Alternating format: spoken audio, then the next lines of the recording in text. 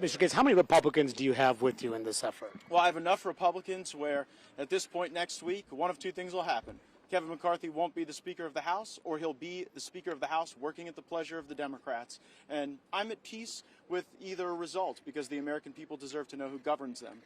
I'm sorry, I'm going to let her have a question. Yeah, so you've made it clear that if this fails, you will try again. How soon would that happen? Well, I'm not so pessimistic as to immediately accept that it'll fail. I think that's the likely outcome. But, you know, this won't be the only time. That's probably all I'll say on that. Has the Speaker talked to you, reached out to you at all in any way, touch on the floor just now? Yeah, he hasn't talked to me since he appointed me to the National Defense Conference Committee, and we talked about some of our aligned defense priorities, but that was some weeks ago. What do you think it means that there's a number of Republicans now that say they're keeping an open mind to the motion to vacate? Well, I hold no malice toward any Republican who doesn't support the motion to vacate. I believe the basis for the motion to vacate is Kevin McCarthy's repeated breach of the agreement that he made in January. Just look at the breach that we've seen over the last few weeks. He blew past the pre-COVID spending top line he agreed to. He put a bill on the floor to fund the entire government without 72 hours to review it in violation of the agreement he made.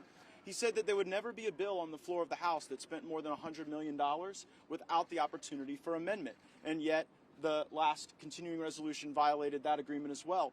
He also agreed to a rule that he would never use the Democrats to roll a majority of the majority. But in the last vote on Ukraine, we had a majority of the majority vote no, and yet that was not something that the leadership honored. They used Democrat votes to send more money to Ukraine. And maybe the last straw for me was learning that Kevin McCarthy had created a secret side deal with President Biden on Ukraine while we were in the middle of this government funding battle. A secret side deal on Ukraine is not what the American people want to see out of a Republican speaker. He denied that. If it's likely to fail as you expected, what did you accomplish through this? Well, I think the American people deserve to know the coalition that really governs them. And Kevin McCarthy likes to pretend that he makes coalition with conservatives. But all he really does is break his word with conservatives. The coalition that really runs this country is the uniparty. It is the Biden-McCarthy-Jeffries government, and that is what we will demonstrate with this vote. If you succeed, who are you going to have? Who do you expect that he made a side deal on Ukraine with Biden? Well, because Joe Biden said he made a side deal, House Democrats said he made a side deal, and when the Speaker's office was asked about a side deal, they made some opaque reference to wanting to support Ukraine and do border funding. And as I said in my remarks on the floor earlier today, regardless of how you feel about Ukraine money or border money, these two things should not be lumped together. They deserve their own dignity and their own vote. And the people are tired of seeing the ways of Washington that jam everything together in order to really frustrate actual legislators. If you succeed, McCarthy's almost certainly going to put himself up as a candidate for Speaker again. And that may mean there's no one who can get 218 votes. Are you prepared to go through that possibility with no one getting 218 votes? Well, I would think that if it took Kevin McCarthy 15 rounds to become Speaker, and after 8 months of a failed speakership, and after a successful removal vote, as your hypothesis would portend, that he would take a hint. Do you have someone? Are you talking to any Democrats about this? If it were serious, you'd be trying to convince them. Look, I have made no deal with Democrats because I believe that Democrats should vote against Kevin McCarthy for free. It's Kevin McCarthy who's out there offering deals to Democrats. So if there's a deal made with Democrats, the only deal is to make one with McCarthy, because I'm not offering anything and won't offer anything. And by the way, if the Democrats want to own Kevin McCarthy, they can have him. Because one thing I'm at peace with is when we stand here a week from now, I won't own Kevin McCarthy anymore. He won't belong to me. So if the Democrats want to adopt him, they can adopt him. If you're successful, who would be your alternative? Who would you be putting up there if you're successful? Look, our number 2 is Steve Scalise. I think very highly of Steve Scalise. I would vote for Steve Scalise. I would probably vote for at least 100 Republicans in our caucus and maybe 100 other Americans out there who wouldn't necessarily need to be a member of the body to be considered for the speakership. But I am not going to pass over Steve Scalise just because he has blood cancer and is going through treatment. What would you say to members who have worked so hard to try and get these appropriation bills through? That's finally happening. Now they say they don't want to be distracted from that. What do you say to those members who don't want to vote against McCarthy for that reason? Well, mostly I would say you're welcome, because we weren't endeavoring on the appropriations process earnestly until we held a political gun to the Speaker's head last week. We left for a 6-week vacation, and we'd only passed one of our appropriations bills, the Veterans Bill. If Kevin McCarthy was serious about appropriations, we'd have been here all of July, we would have been here in August, and we would have been doing the people's work, passing their budget. The American people are tired of Washington, D.C. not having a budget, running $2 trillion annual deficits, sitting atop a $33 trillion debt. And if this country's going down, I'm going down fighting. I'll give you a follow-up. I mean, it's happening now, right? Y'all were supposed to be back home in your districts. That hasn't happened. There are appropriation bills on the calendar. I know it might have taken a while to get here, but you're here. And so what do you say to your colleagues who say we can't support this because we want to get this done? We want to get the government funded. Well, I would suggest if we were real serious about that process, we wouldn't be having 4-day work weeks. I mean, we started votes tonight at 6:30 p.m. on a Monday.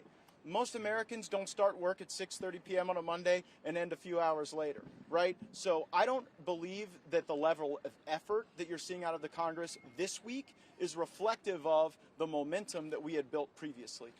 But you're going to need Democrats. You're going to need Democrats to vote with you to oust McCarthy, and you're criticizing McCarthy for having to potentially need Democrats to keep him in the job. I mean, aren't you pretty much doing the exact same thing here? Mono, the yellow brick road of working with Democrats has been paved, constructed, engineered, and architected by Kevin McCarthy.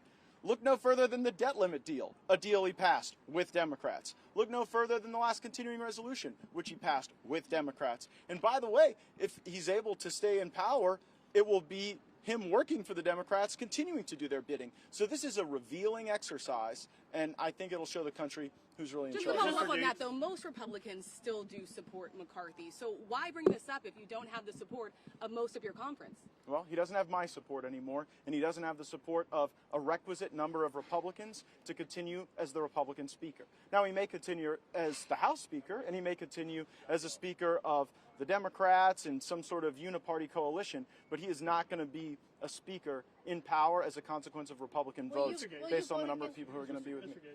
Is this like a personal disagreement you have with McCarthy, or is this solely just on... You know, it's so funny that I come out here, and I've been doing this for a great number of days with all of you, and I lay out in Technicolor the specific areas of breach of the agreement: breaching the 72-hour rule, breaching the suspension rule, blowing past the top lines, not passing single subject spending bills, and yet the McCarthy operation continues to try to make this some sort of personal beef. No one seems to be real eager in engaging me on the substance of my argument, which is that we need single subject spending bills, we need to return to pre-COVID spending.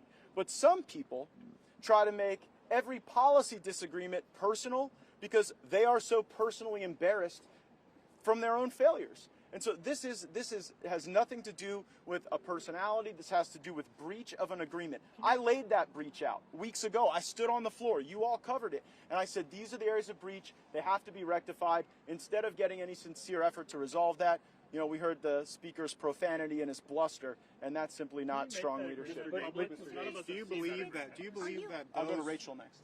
Mr. Gaetz, are you concerned that some conservatives who agree that McCarthy is in breach of these promises he made in January are not backing your effort? People like Chip Roy, Byron Donalds, Thomas Massey, obviously somebody who tried to oust Boehner, says that this could backfire on conservatives. Are you worried about that pressure and that fracture in conservatives actually undercutting Chip Roy and Thomas Massey, we all want to get to the same place. We all want to have less spending. We want to return to the budget process that is in law.